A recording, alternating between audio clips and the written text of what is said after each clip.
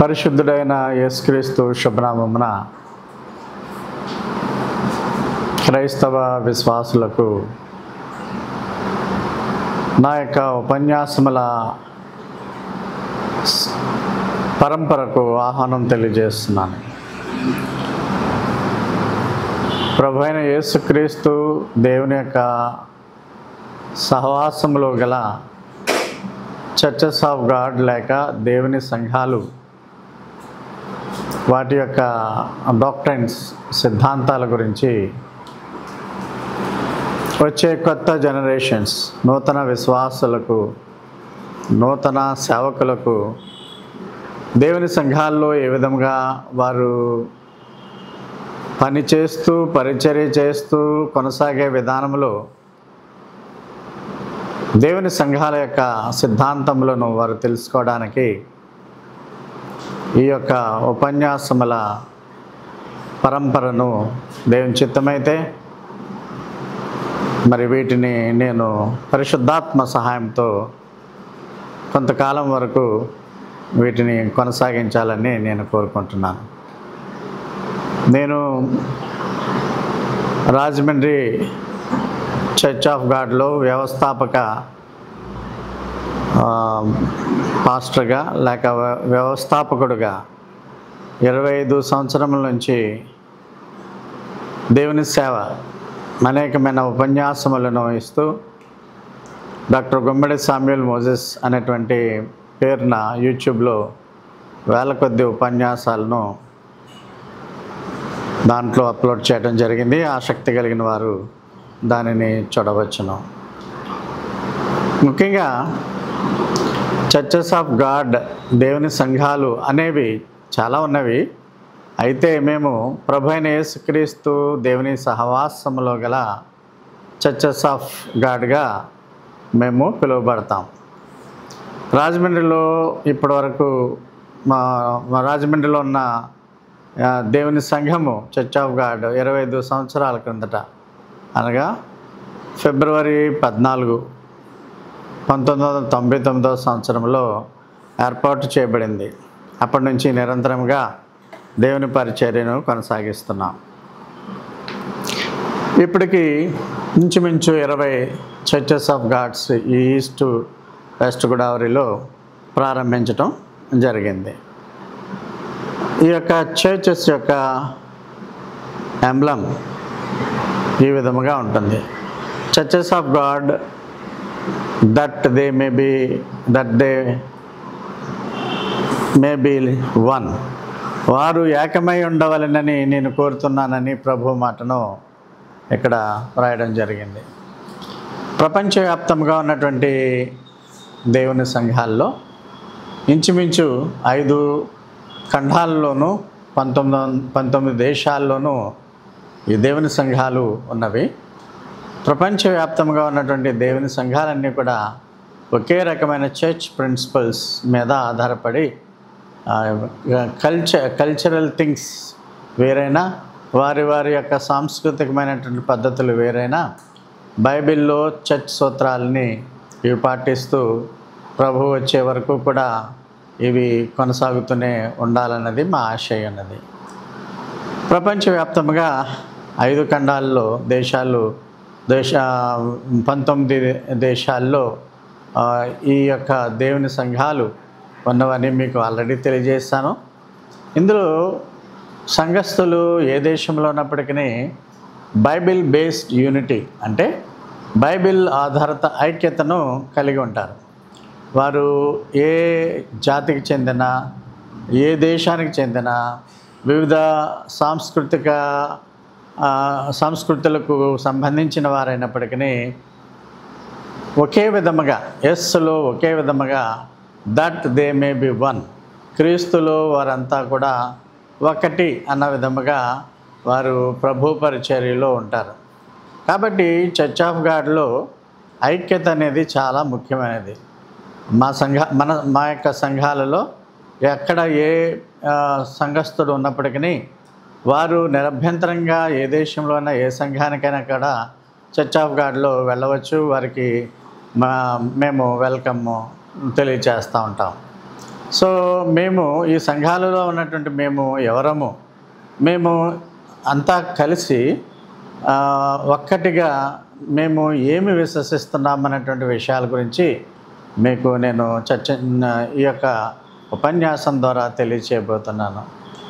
First century convictions అంటే మొదటి శతాబ్దంలో ఉన్నటువంటి బైబిల్ నమ్మకాలను, ఆ యొక్క బైబిల్ నమ్మకాలను ఎప్పటికీ కూడా కొనసాగించాలనే ఉద్దేశంతో ఈ యొక్క దేవుని సంఘాలు పనిచేస్తూ ఉంటాయి. తొలుత ఉన్నటువంటి సంఘాలు అవి కాలక్రమేణా ఏ విధముగా ఎలా మార్పు చెందాయో మీకు తెలుసు. అయితే ఆధునిక సమాజంలో 21వ శతాబ్దంలో మారుతున్న కాలంతో పాటు మారకుండా మొదటి శతాబ్దపు నమ్మకాలనే కొనసాగించే విధముగా ఈ దేవుని సంఘాలు ప్రపంచవ్యాప్తంగా నడపబడుతూ ఉంటాయి. తిమోతికి రాసిన 2వ పత్రిక 1వ అధ్యాయము 14వ వచనంలో, నేను అప్పగింపబడిన ఆ మంచి పదార్థమును మనలో నివసించు పరిశుద్ధాత్మ వలన కాపాడుము. పదార్థం అంటే ఇక్కడ అప్పగింపబడినటువంటి బైబిల్ ప్రిన్సిపల్స్. యోధ రాసినటువంటి పత్రికలో కూడా ఒకసారి నీకు అప్పగింపబడిన బోధ నిమిత్తము నీవు పోరాడుచుండవలనని అక్కడ దేవుడు వాక్యాన్ని తెలియజేస్తున్నాడు. పరిశుద్ధాత్మ వల్ల మనకు ఇవ్వబడినటువంటి బోధను మనం ఎప్పుడు కూడా ఈ టీచింగ్స్ని కాపాడుకునే విధంగా మనం ఉండాలి. మనము నమ్మేది ఏంటి? దేవుని సంఘాల్లో ఉన్నటువంటి విశ్వాసులు, వాట్ వి బిలీవ్, ఎవరిని నమ్ముతాం. ఇంకా దేవుని సంఘాలు ఇవన్నీ కూడా ఈ యొక్క ఉపన్యాసాల్లో మీకు సమాచారం ఇవ్వబడుతుంది. చర్చెస్ ఆఫ్ గాడ్ యొక్క చరిత్ర, background of the churches of God, history. ఇప్పుడు ప్రస్తుతము ఉన్నటువంటి దేవుని సంఘాలు ఇంచుమించు 132, 134 సంవత్సరాల క్రిందట ఇవి ఆది అపోస్తల సంఘాలు తిరిగి చర్చెస్ ఆఫ్ గాడ్గా స్థాపించబడ్డాయి. కొరింథీయులకు రాసిన మొదటి పత్రిక 1వ అధ్యాయము 9వ వచనం ప్రకారము ఈ సంఘాలన్నీ కూడా దేవుని కుమారుడైన ప్రభువైన యేసుక్రీస్తు యొక్క సహవాసంలో సంఘాలుగా ఇవి ఉంటాయి. అంటే దేవుని కుమారుడైన ప్రభువైన యేసుక్రీస్తు యొక్క సహవాసంలో దేవుని సంఘాలు ఉంటాయి. ఇవి మిగిలినటువంటి సంఘాలు ఏ విధముగా వాటికి వాళ్ళ డాక్ట్రిన్స్ ఉంటాయో ఆ డాక్ట్రిన్స్ నుంచి విడిగా ఈ దేవుని సంఘాలు ఒక ప్రత్యేకమైనటువంటి సిద్ధాంతాన్ని అనుసరించి ఇవి నడుస్తూ ఉంటాయి. అది బైబిల్ సిద్ధాంతమే.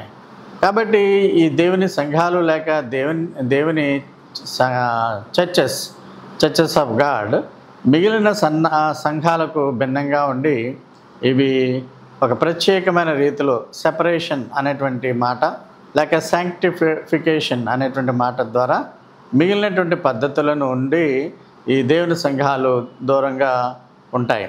అంటే మార్కు సువార్త 7వ అధ్యాయం 7వ వచనం చెప్పిన ప్రకారము మానవులు కల్పించిన పద్ధతులు దైవోపదేశములని బోధించుచు వీరు నన్ను వ్యర్థముగా ఆరాధించుచున్నారు, వీరు పెదవుల ద్వారా మాత్రమే నన్ను ఆరాధించుచున్నారు కానీ హృదయాన్ని దూరంగా ఉంచారనేటువంటి సత్యాన్ని మేము నమ్ముతాం. అంటే ఏంటి?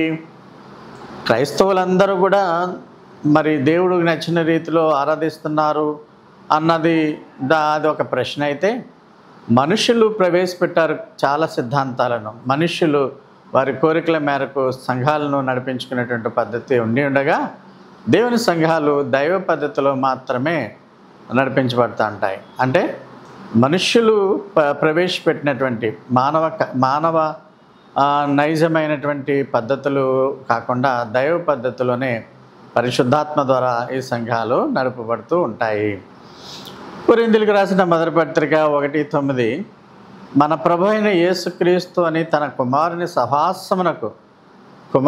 యేసు సహవాసమునకు మన ప్రభు యేసుక్రీస్తు, ప్రభువు కుమారుడు, ఆ యేసుక్రీస్తు యొక్క సహవాసములో మేమంతా ఉంటాము. మమ్మల్ని ఆ సహవాసానికి పిలిచినటువంటి దేవుడు నమ్మదగినవాడు. ఈ యొక్క మనము బ్రదరన్ మూమెంట్ అనే దాన్ని చూసుకుంటే క్రైస్తవ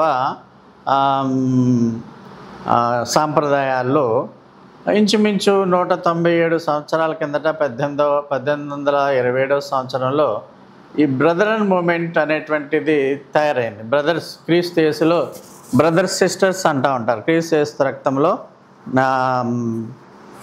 విశ్వసించినటువంటి రక్షింపబడిన వారు brothers sisters.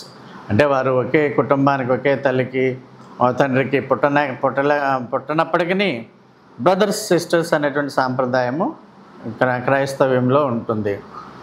Brother and moment అనేటువంటిది మొట్టమొదటగా ఇంచుమించు 197 ఏళ్ల కిందట మొదలైంది.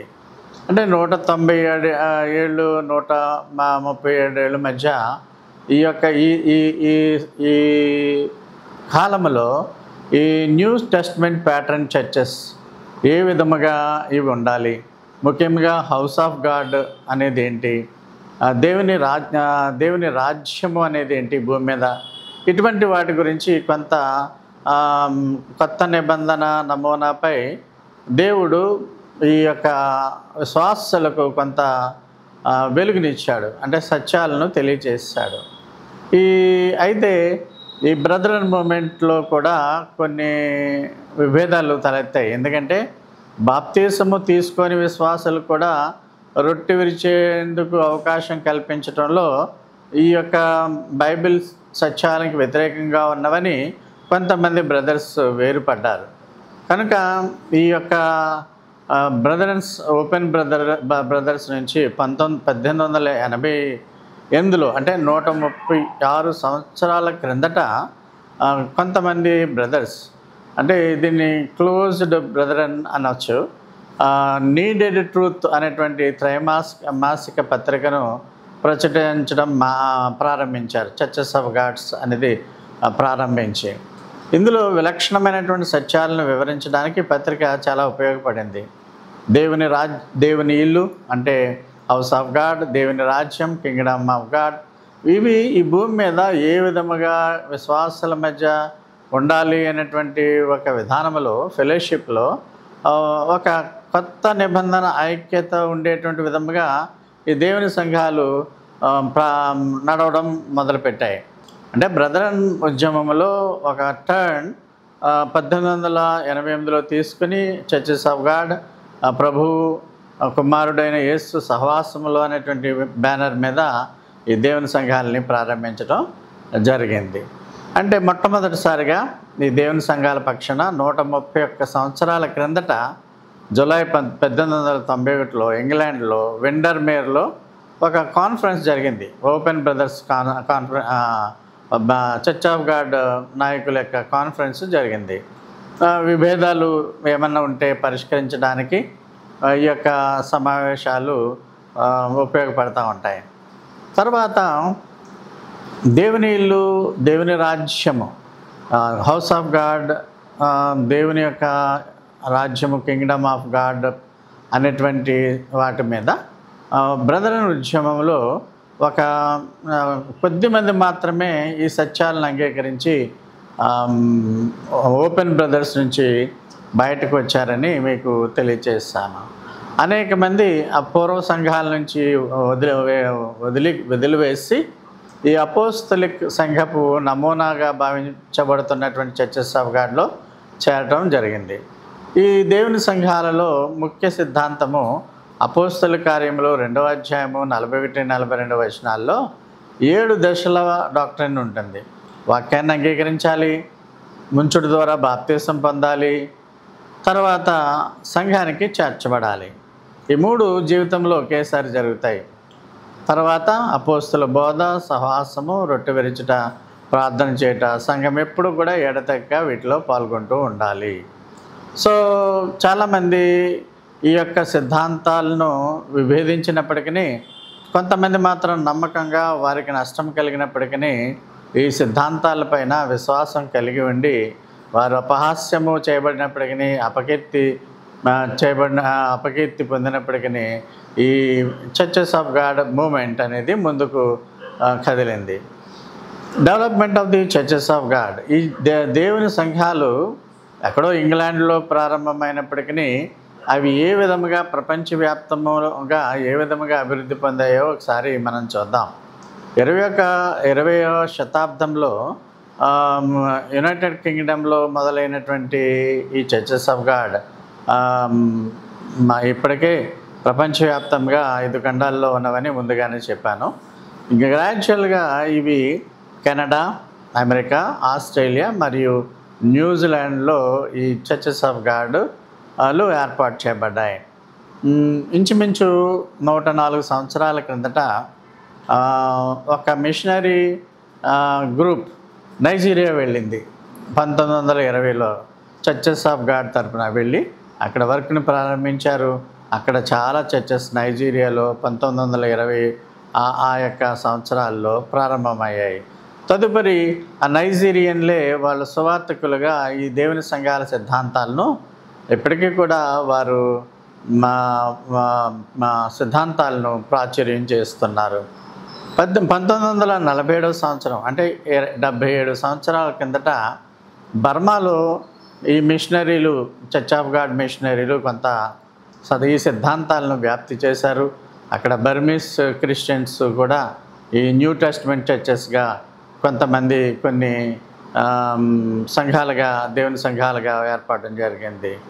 రెండవ ప్రపంచ యుద్ధము ఆ సమయాల్లో వారు రిక్వెస్ట్ చేశారు, మాకు కూడా ఈ యొక్క సంఘపు సిద్ధాంతాలను వివరించండి అంటే 77 సంవత్సరాల కిందట యూకే నుంచి మిషనరీలు వెళ్ళి బర్మాలో పనిచేయడం వల్ల ఆ పనికి ఫలితంగా అనేక సంఘాలు అక్కడ అణిచివేయబడుతున్నప్పటికీ బర్మాలో ఈ దేవుని సంఘాల సత్యాలను ప్రాచుర్యం చేయడం జరుగుతుంది.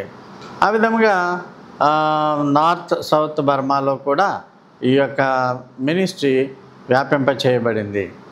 తర్వాత 1958 అంటే 66 సంవత్సరాల కిందట బర్మాలో ఉన్నటువంటి చర్చెస్ ఆఫ్ గాడ్ మిషనరీలు, యూకే మిషనరీలు భారతదేశానికి వచ్చారు. వాళ్ళు రాత్రింబవళ్ళు కష్టపడి ఈ సత్యాలను బైబిల్ ఆధారిత సత్యాలను అనుసరిస్తూ నడిచేటువంటి న్యూ టెస్ట్మెంట్ ప్యాటర్న్ చర్చెస్ను వాళ్ళు ఎంతో కష్టంగా వారు సువార్తను ప్రకటించడం బట్టి తమిళనాడు, ఆంధ్రప్రదేశ్, పశ్చిమ తీరాలలో, గోవాలో కూడా ఈ యొక్క డాక్ట్రిన్ సాక్ష్యము పొందటం జరిగింది. దేవుని సంఘాల్లో ఒక ప్రత్యేకమైనటువంటి నిబంధనలు ఉంటాయి. ఇవి ప్రపంచవ్యాప్తంగా ఉన్నప్పటికీ చిన్న చిన్న సంఘాలుగా చిన్న మంద భయపడకమనేటువంటి ఆ భావనలోనే ఉంటాయి. 1950లో అమెరికాలో ఈ చర్చెస్ ప్రారంభమయ్యాయి. రేడియో ప్రసారాలు కూడా వస్తాయి దేవుని సంఘాల పక్షంగా. ఆ దేవుని సంఘాల పక్షంగా ఆ రేడియో ప్రసారాల వలన బెల్జియం, ఘనాలో కూడా చర్చెస్ ఆఫ్ గాడ్ ఏర్పడతాయి. జమైకా, మలైవా, ఫిలిప్పైన్స్ ఇవన్నీ కూడా ఇక్కడ దేవుని సంఘాలు ఈ రేడియో ప్రసారాల ద్వారా వాటిని నెలకొల్పడం ఇప్పటికీ కూడా కొనసాగుతూనే ఉన్నది. కాబట్టి మనము ఈరోజు ధ్యానం చేసినటువంటి అంశం ఏంటంటే చర్చెస్ ఆఫ్ గాడ్ ప్రారంభాలు ఆ చరిత్ర ఏంటి, ఎలా ప్రారంభమైంది అన్న విషయాలు తెలుసుకున్నాం. ఆంధ్రప్రదేశ్లో 20 సంఘాలు ఉన్నాయి, రాజమండ్రిలో 2 సంఘాలు ఉన్నాయి. ఈ విధముగా మా భారతదేశంలో చెన్నైలో కూడా, గోవాలో కూడా సంఘాలు ఉన్నాయి. వీటి యొక్క విశిష్ట సిద్ధాంతాలను మనము చర్చించబోతున్నాం ఉపన్యాసాల్లో. ముఖ్యంగా కాబోయేటువంటి నాయకులు దేవుని సంఘాల్లో సేవ చేయాలి, మిషనరీలుగా ఉండాలి అనేటువంటి తెలుగువారు కూడా ఆ స్థాయికి అభివృద్ధి పొందాలనే ఆశతో ఈ ఉపన్యాసాల పరంపరను పరిశుద్ధాత్మ సాయంతో నేను మీకు అందిస్తాను. ఈ యొక్క ఉపన్యాసాలను ముందు కొనసాగటగాను మీరు నా కొరకు, మా చర్చెస్ అన్నిటి కొరకు కూడా ప్రార్థించవలసిందిగా మనవి చేస్తున్నాను. తదుపరి ఉపన్యాసంలో ఈ దేవుని సంఘాలలో ఒకే బోధ ఉంటుందని చెప్పాను కదా, ఆ బోధనలు ఏంటి, అభ్యాసాలు ఏంటి అన్న వాటి గురించి చర్చిద్దాం. దేవుడు ఈ మాటలను మీ యొక్క వినికిడిలో ఆస్వాదించను గాక.